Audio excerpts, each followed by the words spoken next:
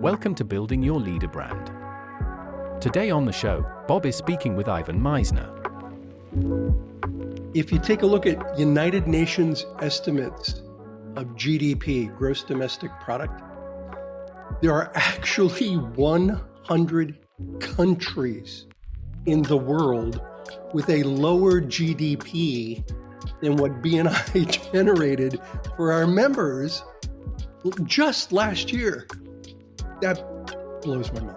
I am humbled and honored to be part of an organization that makes such a huge difference in local communities and a global impact as well.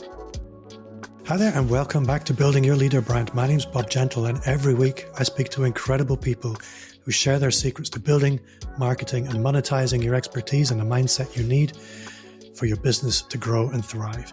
If you're new to the show, then while you still have whatever device it is in your hand, take a second to subscribe.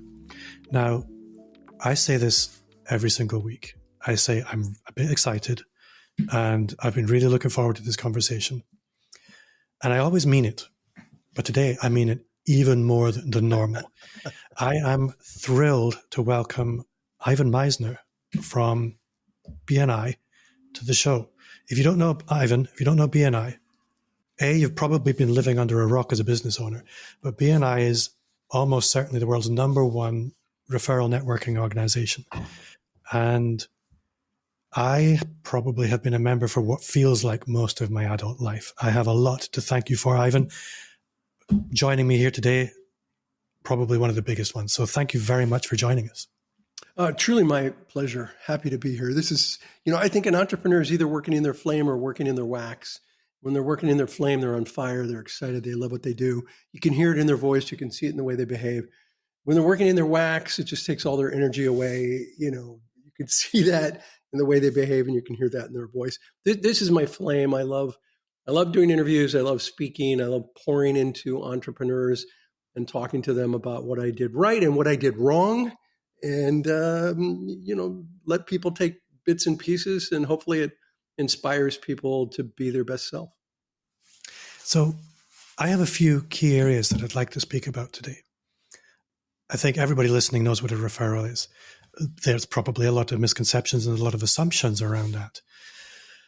But one of the things that I know from speaking to hundreds of business owners is it doesn't seem to matter the scale of the business, how much automation is built in, how much people might declare themselves as an online business owner.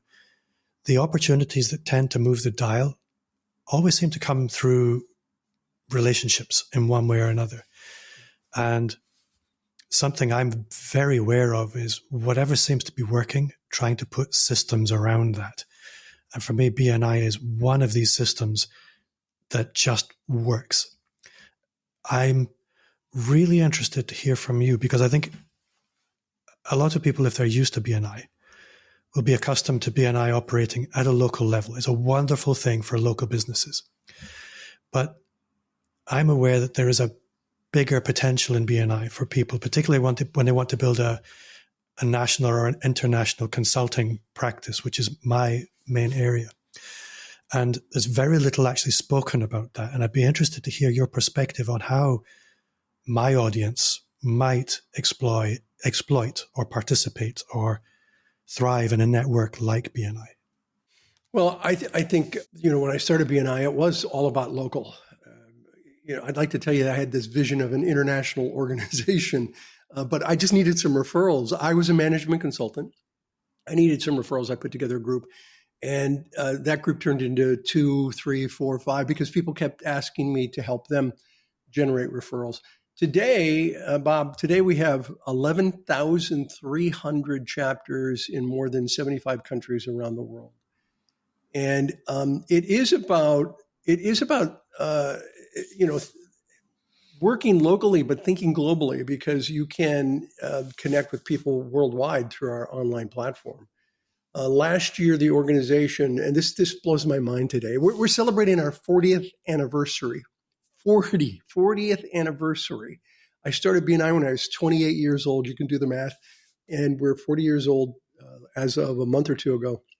Last year, we passed 16 million referrals. 16 million referrals worldwide and generated over 25 billion. That's billion with a B, 25 billion in what we call, and thank you for closed business, which is the amount of business our members generated for each other. Now, here's the incredible part. I'm talking about global.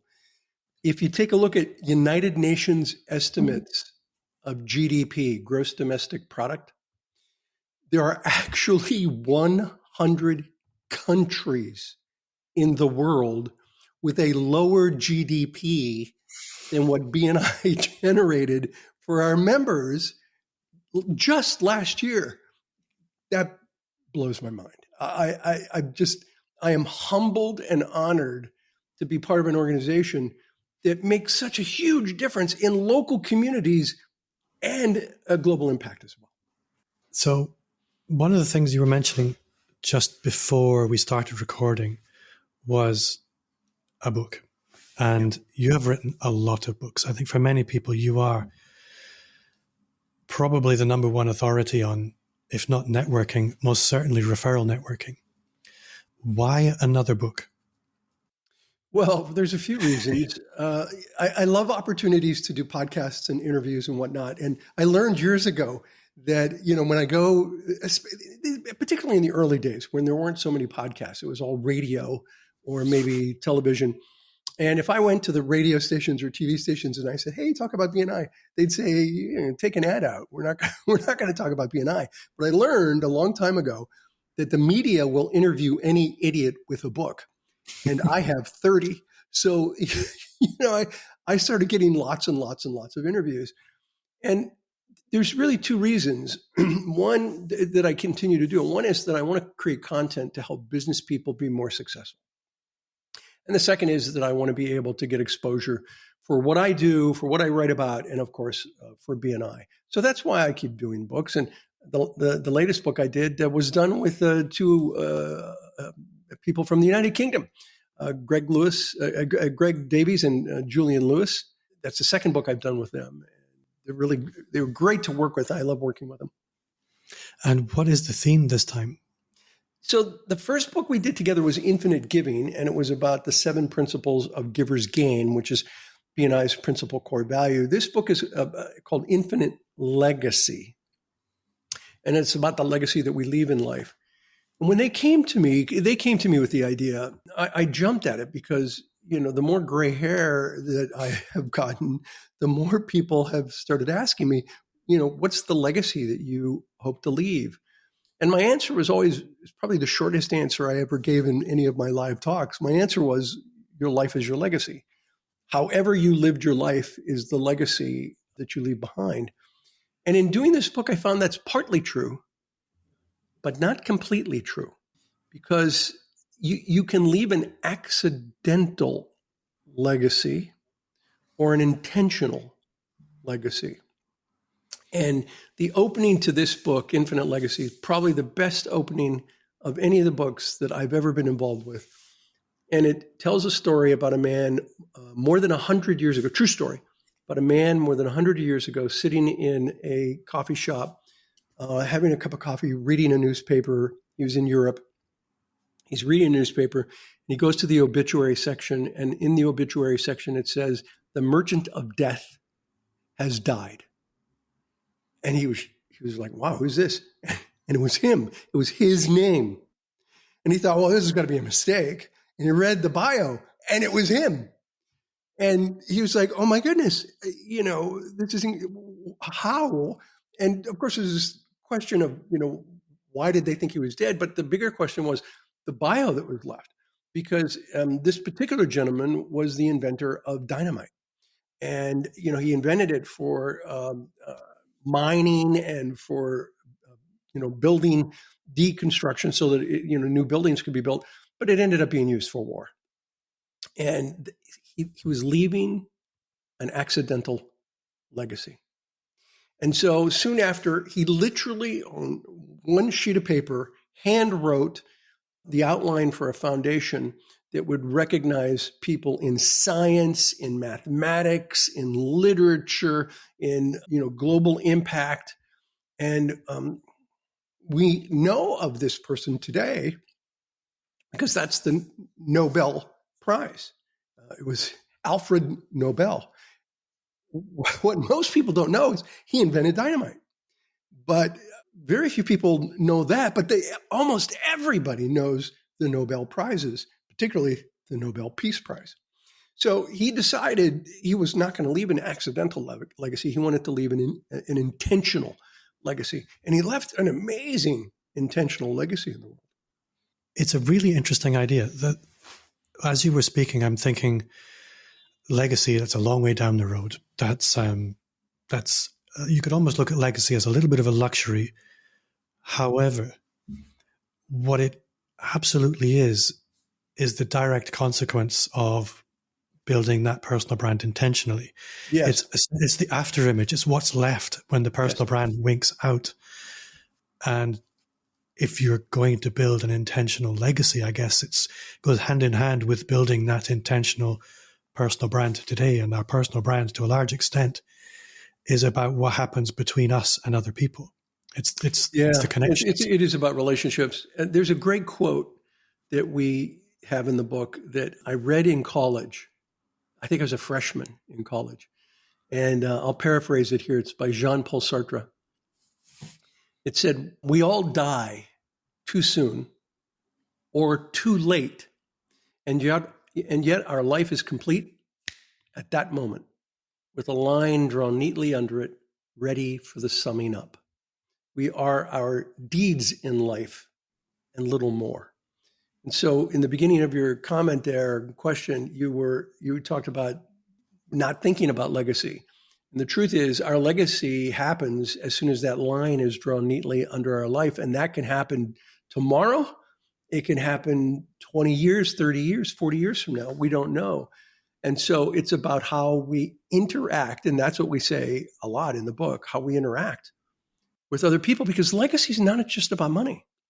The legacy we leave is about the relationships that we have with people. I mean, I look at my parents, and we talk about it in the book. My parents had no money. They were lower working class. My dad worked. My mom had health issues. She didn't work. But they were amazing people. Any people skills I got from my mother, because she was great with people. My dad, not so much. But I got my work ethic from my dad. He was a hardworking man and a family man. And so those two things impacted the person who I became. Now, you may think, so what? Well, so what is, it's how I showed up in the world was on what I learned from them. And the ripple effect of the person that they taught me to be, the ripple effect has, I'd like to think, affected hundreds of thousands of other people in the work that I've done because of what I was taught as a young man. And so it doesn't have to be about money. It's about the relationships and the impact that you make on other people. So on that note, I'd be really interested to jump into a time machine and go back to, you're a few months into BNI in your own home, as I recall from the legends. What happened to trigger you to scale that? And I'm interested to know, at what point did you realize I need help, and how did you actually execute on that? So that's a great question. It's sort of a two-part question, and it's a two-part answer to the question, because I stumbled into it. Like I said earlier, I'd like to tell you I had this vision of an international organization. I just wanted one group because I needed referral. I lost a big client as a management consultant, and so I needed more referrals, and I got almost all my business through referrals and speaking engagements. So I put together this group. Someone came to me and said, I can't join because in BNI, for those of you who don't know, we take one person per professional classification. So her classification was represented, so she couldn't join. And she said, hey, would you help me open up a second group? And I actually said, no, this isn't what I do. I'm a business consultant. I don't run networks. And she said, hey, this is kind of consulting and you're helping me build my business.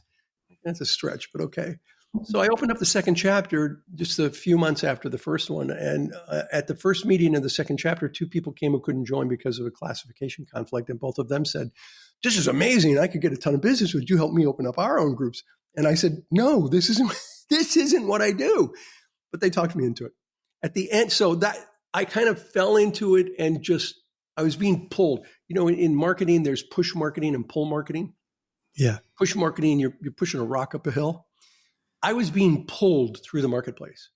Didn't really understand that. I opened in January 8th, 1985. By December, the last week of December, I always take a week off right around New Year's to contemplate, to think how, because as a consultant, there's not a lot of work usually between Christmas and New Year's. So, I take time to think about, where do I want to go in the next few years? How did last year go? And that year is like, what the heck happened? Because by December, I had 20 chapters and I wasn't trying. And it hit me. That was what I call my Brody moment. So remember the movie Jaws? Yes. Okay, so at the end of the movie, Sheriff Brody is throwing bloody fish out into the ocean. And for the first time, he sees the shark come out. It's the first time you really see the shark in the movie. He sees the shark, and remember, he turns to the captain and he says, "You're going to need a bigger boat." And that was my Brody moment, was in December of 1985, like 11 and a half months after I started BNI, where I had my Brody moment. And I said, this is going to be way, way bigger than I anticipated. And that's when I sat down and started to write a plan to scale the business. And at that point, I was thinking national. A little later, it became international. And today, we're in over 75 countries. So along that trajectory... Can I just add one thing to this? For those of you listening or watching, at some point, if you want to scale, whether you want to be global or just locally scale, you got to have a plan. You can't wing it, right? Winging it's not going to allow you to scale. Again, even if you just want to scale in your community, you have to sit down and think about how you're going to do that. What are you going to do specifically? And then start to do those things. Otherwise, had I not sat down and really created a plan, this organization wouldn't have 11,300 chapters. Sorry to interrupt you. Well, no, not at all. And I think that is important because a lot of people do accidentally fall into business and it can kind of work. But if you want it to really work, it's going to need a plan. This is a really nosy question. Sure. But when you began, this is why I'm here, honestly. First group, second group, I can look at this as it's just Ivan being a nice guy, get some friends together, just being helpful. When did that turn into, this is a business? Well, it was a business from the beginning in the sense that there are costs in running any kind of organization. And so I charged dues from the very beginning and told people at the very first meeting, these are going to be the fees for us to be able to operate this and market the concept and, get the things that we need, get badges and card holders and whatever things that we had. So there were membership fees from day one in the organization, even though I didn't plan on it scaling it at that moment. There were fees, and it was actually part of my consulting business. My consulting company was AIM Consulting. And so it was, BNI, an AIM Consulting affiliate. Technically, we had a different name when we first started BNI. It was called The Network, but we couldn't trademark that name, so we changed it to BNI. But it was an affiliate of my consulting business. So I often look at something like BNI as a little bit of a game. It's a game that we like to play professionally. And when you have a game that you play with other people, you need to play by the rules. And when everybody plays by the rules, you can get good at the game and the team can win. And I think most BNI chapters, they do very well at a local level. And I'm interested to hear from you, what would your advice be to anybody who said, BNI is too local for me. How can I make this work on a bigger scale as a consultant or somebody whose opportunities don't occur very often in their local community? Yeah, well, I mean, we have the opportunity in our organization. We have a platform called BNI Connect, which connects people globally. So you can actually communicate with people. We have, as of this morning, over 326,000 members. And I get a daily report on how many members we have in the organization. And by the way, we have 40 years of consecutive growth. Year on year on year, 40 years of consecutive growth, including COVID, we grew as an organization. So one of the amazing things about BNI and what it's become is that you literally have a global network if you want to utilize it. Let me give you an example for those listening. Imagine you're a member of an online platform like LinkedIn. And I like LinkedIn. I'm not going to beat up LinkedIn, but let's say you're on LinkedIn and you're in the United Kingdom and you want to meet somebody. You want to go to Manhattan and you want to meet a bunch of people there because you'd like to do business in the US. So you get on LinkedIn and you say, "Hey, I'm coming to Manhattan. Can we meet? I'd love to meet you."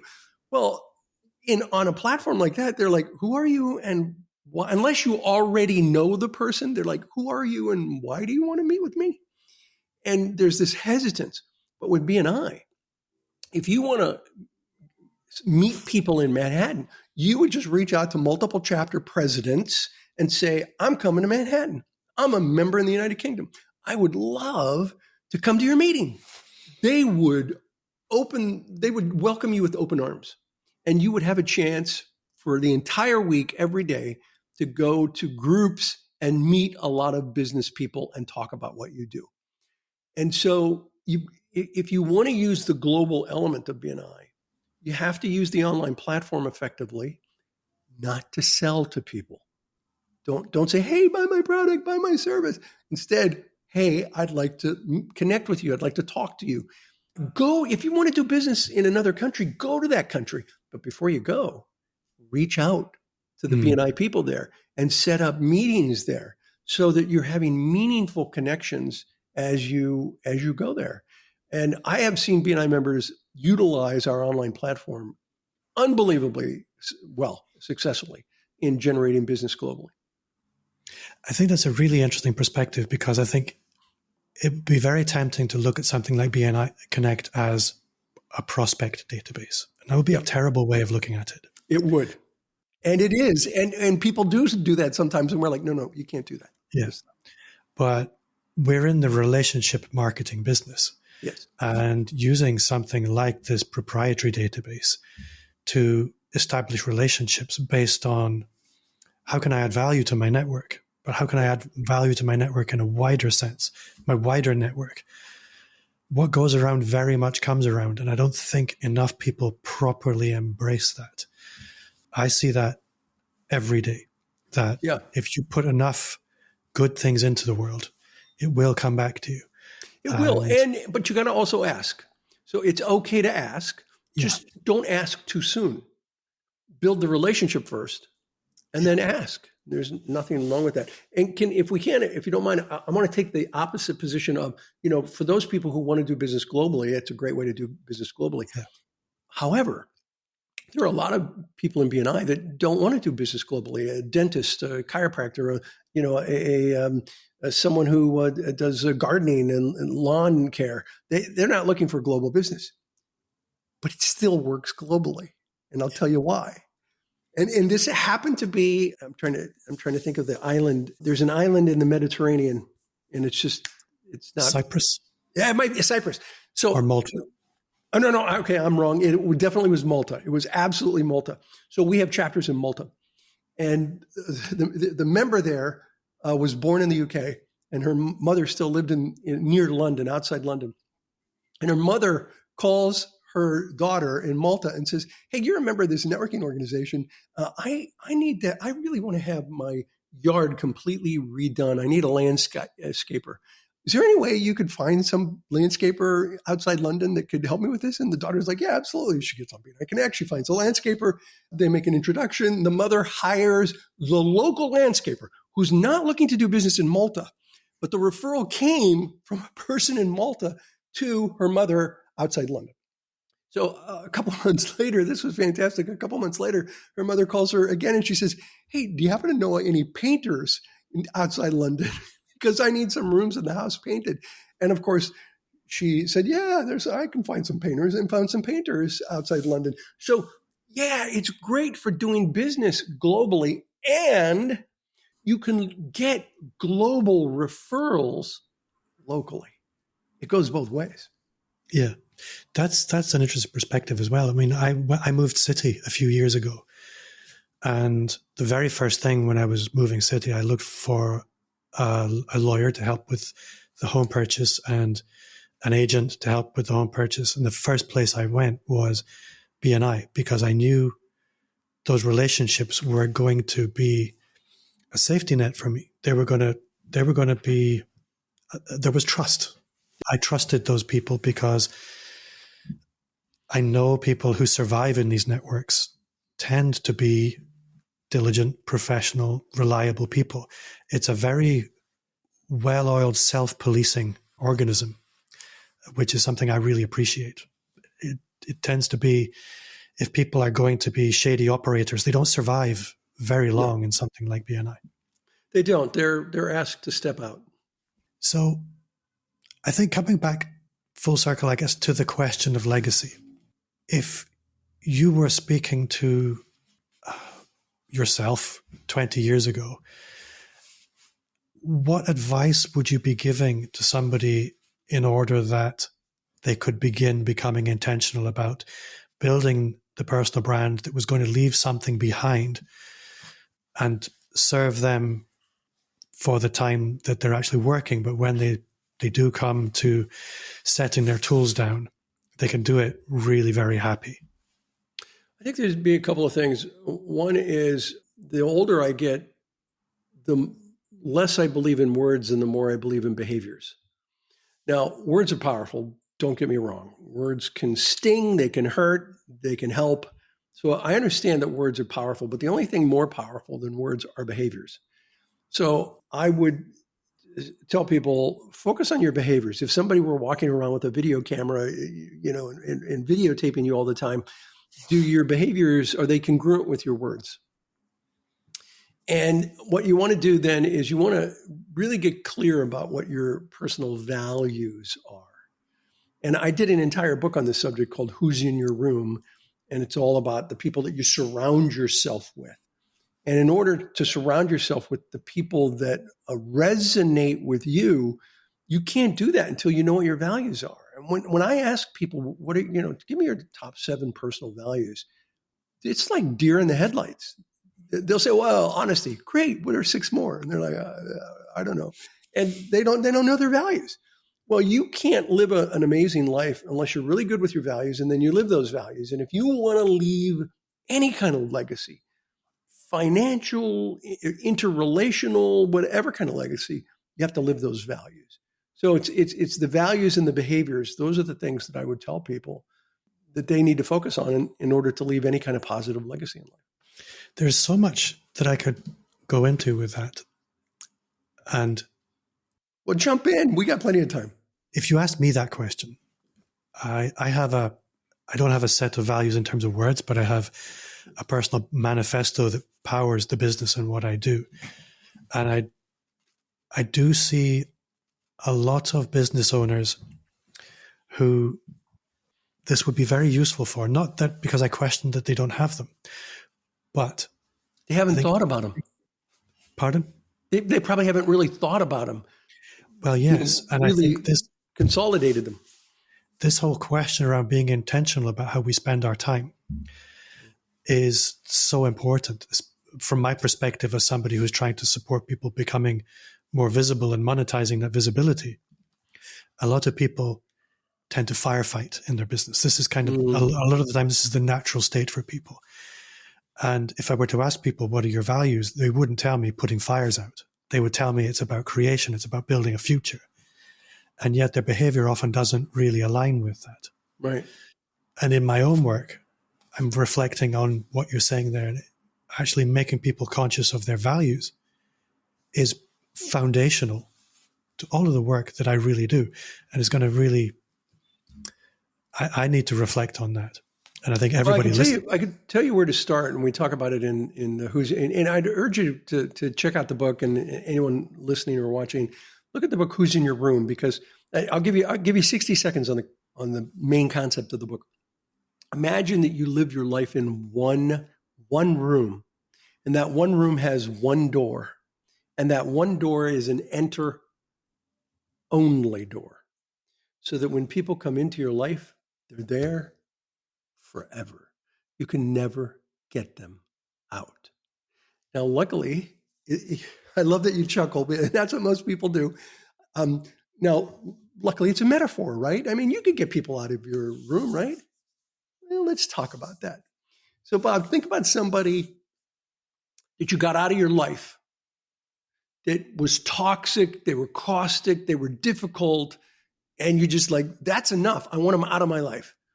Now, I'm not going to make you name them, but do you have somebody in your mind? I'm generally, I have a good sense for these things when people are still over on the horizon, but there are people who I've avoided bringing into my life. Okay. In any Well, if you're significant. listening to this, if anybody's listening to this, think of somebody that you got out of your life that you just, and Bob, by the way, it could be a family member where you had no choice, right? So think about somebody that you got out of your life and think about what they did to you that made you want them out of your life. And so if you're thinking about somebody, they're still in your room because the room starts here and ends here. It's your mind. And so when we let people into our head, when we let people into our lives, they're in our head. And when they're in our head, they're there forever. And the behaviors that we do for the rest of our life are partially dependent on that. Good experience, bad experience, we reflect on those experiences and go, yeah, I'm not going to do that again. Or yeah, I do want to do that again. And so you want to bring people into your room or into your life, into your head that are engines, not anchors, that help drive your life forward rather than pull you down. And so you have to be very selective about who you bring into your life. And the way to be selective is based on values and having values that are congruent. They don't have to be the same, by the way. They just can't be dissonant with yours. They can't be incongruent with yours. And so you find people who have congruent values and you bring them into your life and you're then curating the life that you want. I think this is one of the things that I've really enjoyed about being intentional about my own visibility. I'm a very self-conscious introvert. And what I love about my business now is that most of the time when people come into my business, they've already decided that they kind of like me. Yeah. And I think that's a lovely thing. But I achieved that largely because one of my values was I needed to lead for my clients and do the difficult things I was asking them to do. Yeah. I think a lot of people, they are because they haven't really thought about values. And I don't want to diminish people. And people is a terrible generalization. But when I'm talking business strategy, a lot of people kind of skip the values. Obviously, I include myself in this to an extent. But beginning there does make you prioritize very, very differently. And what you described about having that value radar when you're building relationships is very powerful, especially when it comes to. We talk about it in the book as your doorkeeper, and your doorkeeper is your conscious and subconscious self, saying, "Okay, before this person gets into my room, into my life, do they have values that are congruent with mine, that are resonant with mine?" And we use in an example in the book, which I think is amazing, and I've seen it done live, not with pianos, but with another instrument. But we talk about it in the book as imagine two grand pianos side by side and two different people sitting in each piano.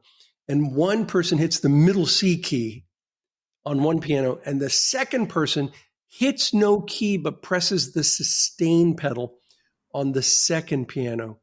The amazing thing is the second piano hums. It vibrates. You can hear it vibrate in the same key as the first piano. That's resonance. And what you want to do is find, you don't have to hit, it doesn't have to be the same piano. It doesn't have to be the exact same value, but it's got to be something that's resonant with your values. And when you can surround yourself with people like that, then you're going to have a happier life. I think that's an important thing. As a business owner, it can be very lonely. And I think this is where being part of organizations like BNI can be really, really useful. The reason I joined again. I moved city. I had no clients in this city. My business is international. If you're listening and you haven't guessed that by now, you haven't really been listening. But I had no network. I had no support network. I have no trusted colleagues. I had no social life. And I didn't really need the referrals, but they have been a welcome bonus. And if you're in my chapter and you're listening, you're all awesome. Ivan, let's segue now into part 2, where I get to really pick your brains. I found this, since I began this particular section, it's the most exciting for me because I get to hear what's working for people right now. A lot of the time the interviews are it's big picture stuff. But part 2 is where I invite you to share 3 things that you're really into right now. It can be mental models, books, podcasts you really like, tools or apps that you really enjoy. What have you got for us? Well, I tell you what I'm working on right now is a book called Garage to Global. How do you take your business from your garage? Because BNI, as you mentioned earlier, started in my house, and it started in a room above my garage, and a lot of the packages that we put together were done in my garage. So I literally went from my garage to a global enterprise with offices now all over the world. So the thing that I'm working on the most is trying to codify the elements that allowed me to take this organization from my house to a global enterprise. And if you'd like, I'm happy to share some of the key elements that I talk about in the book. I would love that. Well, one of the first is the flame in the wax, a thing that I've already talked about in the beginning of this interview. If you're in business, if you're doing whatever it is you're doing in life, you got to find your flame. And so if you're doing a job that you don't particularly like, well, then you need to find a hobby that's your flame. If you're an entrepreneur, you need to turn your business into your flame. You need to find elements of your business that become your flame. And by the way, that can change over time. What was my flame in the 80s and 90s absolutely became my wax. I ran the company for 30 years. We're 40 years old. I ran it for 30 years. I had a great team. They also helped me. But when push came to shove, I was the final decision maker. And I just got tired of it. 30 years is a long time to be the final decision maker on things. And so I kind of went from being King Arthur, leading the charge, to being Colonel Sanders, where I'm sort of the spokesperson of the organization. And I found that, 10 years ago or so, that's really became my passion. And so find your flame, not your wax, and understand that it takes time to get there. Sometimes you got to do what you got to do to get to do what you want to do. And so find people to fill the spots that you don't want to do anymore, and hire them to do the things you don't want to do. I remember one of my first big hires was a bookkeeper, because I did all the accounting in the first few years. I did it all, the accounting. And I hated it. Now I know how to read a financial statement. I know how to do it. I just don't like it. So I remember hiring her, and she did a great job. And I'll never forget, she came to me one day and she said, soon after she started, she said, the books didn't balance. They were off by 5 pennies, 5 cents. Okay. 5 cents, 5/10 of a dollar. And it took me a couple of hours, but I found it. And the books now balance perfectly. And I told this to a friend of mine, and he said, did you reprimand her? And I said, why would I reprimand her? And he said, because it took her a couple of hours to find 5 cents. I said, nope, didn't reprimand her at all. I congratulated her. I told her, well done. I'm proud of you. He said, why would you say that? I said, because what if it were $50? She couldn't go to sleep at night. She'd stay there till she found the $50. So if she worked so hard to find 5 cents, that's her flame. Yeah. If it had been $50, I'd have been close enough. I don't want to spend the time and effort to find that. So that was her flame, and I loved that. That was her flame. So that's certainly one of the first things. The second thing is, and this is probably the biggest, and this is a key element in the book. You want to be successful in business? Do 6 things 1,000 times, not 1,000 things 6 times. And what I find is that most business people are doing 1,000 things 6 times. They do something and they do it a few times and it doesn't quite work as well as they'd hope. And so they jump to something else and they do it a few times and they jump to something else and they jump to something else and they're never successful. Now, and by the way, it doesn't have to be 6, it could be 5, it could be 7. But you do a handful of things and you do it over and over and over again consistently. Now, what things?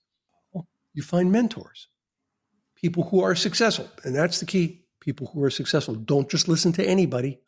Listen to successful people, particularly successful people that are in a related industry or have a related skill that you need. And then do what they tell you to do. Don't say, well, that sounds too easy. That sounds too difficult. Do what they tell you to do. And you do it 1,000 times. It's one of the reasons why BNI has been so successful is we are really about doing 6 things 1,000 times. And it's, I believe, one of the most important reasons for our success. I mean, I could give you a boatload more. I'll give you one more. Particularly if you're a reasonably new entrepreneur and you're trying to build your team. I built BNI with one concept really in mind, an important concept in mind when I hired people, and that was that ignorance on fire is better than knowledge on ice. I'll repeat that. Ignorance on fire is better than knowledge on ice. Now, when you're big and successful, you can hire knowledge on fire because you can afford it. But when you're starting up, you can't afford knowledge on fire. So you look for ignorance on fire and you train them. You teach them how to do the things that need to be done so that they're sponges and they want to learn, and you teach them and they do it, and that's the way you can scale your business. And so I built my business that way. I was looking for people ignorant. The truth is, okay, just between us, can't tell anybody this. I was ignorance on fire when I started BNI. I didn't know what I was doing. I was 28 years old. I didn't know how to network. We don't teach this in colleges and universities anywhere in the world. Still to this day, we don't teach it. I was method acting my way through the process. But I wrote everything down. I wrote down what worked. I wrote down what didn't work. And then I learned from that, did it, and trained other people to do it. But I was the poster child for ignorance on fire. But I would like to think I finally became knowledge on fire. I think that's extraordinarily good advice. I think to jump back to point number 2, yeah, I just echo that time after time after time, the most successful people I know have not been successful through complexity. It's been through simplicity. Right. And getting really, really good at simple things and building processes around those things. 100% true. Can I tell you, one of your fellow countrymen, Sir Richard Branson, I've had an opportunity to meet him many times. I think I've spent 5 weeks on Necker Island over the years, 1 week at a time. And one time I talked to him about this very subject, and he said something that he's written about. He's put this in his books. He told me, any idiot can make something complicated. It takes a brilliant business person to keep it simple. Yeah. And I think that's what you're saying. It is. And I think the mentor question, again, time and again, I see people asking for advice and then not taking it. Yeah. They ask advice of coaches and mentors. A friend of mine's written a book about it called something along the lines of "Don't be an asshole," or the asshole principle. It's somebody who asks for advice and then doesn't take it. Yeah.